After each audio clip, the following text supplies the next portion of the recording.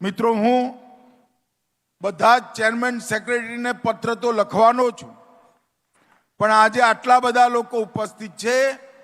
આ વખતે ગાંધીનગર લોકસભા ક્ષેત્રની જનતાએ એક સંકલ્પ લેવાનો છે કે દરેક સોસાયટીમાં ઓછામાં ઓછા 5 અને વધુમાં વધુ 50 વૃક્ષો આ ચોમાસામાં તમારે વાવવા જોઈએ, જેનાથી ગ્રીન ગાંધીનગર લોકસભા ક્ષેત્રની શરૂઆત થાય.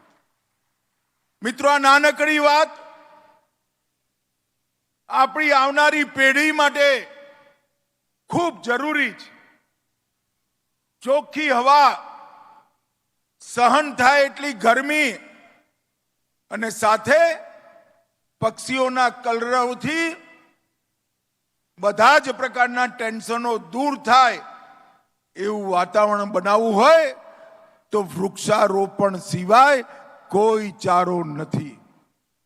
છેલ્લા 5 વર્ષમાં ગાંધીનગર લોકસભા ક્ષેત્રના ગ્રીન એરિયામાં 13.6% વધારો થયો છે.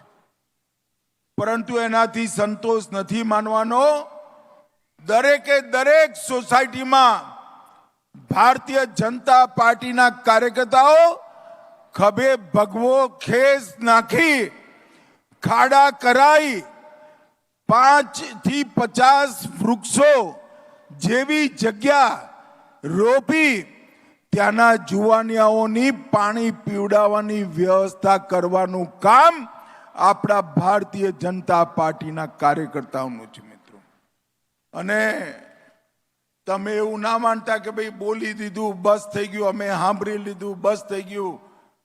આ વખતે ઉનાળામાં હું પાછળ પડી જવાનો છું, તમે યાદ રાખજો બધા.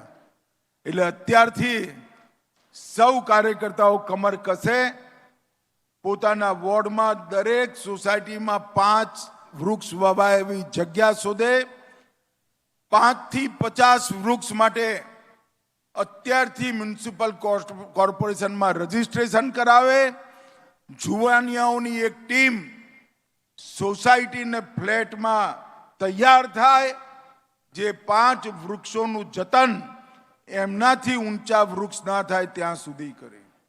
એકવાર છોડને તમારાથી ઊંચો કરી લો ત્યાં સુધી તમે ધ્યાન રાખજો, પછી તમારી પેઢીઓ સુધીનું ધ્યાન એ વૃક્ષ તમારી પેઢીઓનું ધ્યાન રાખશે.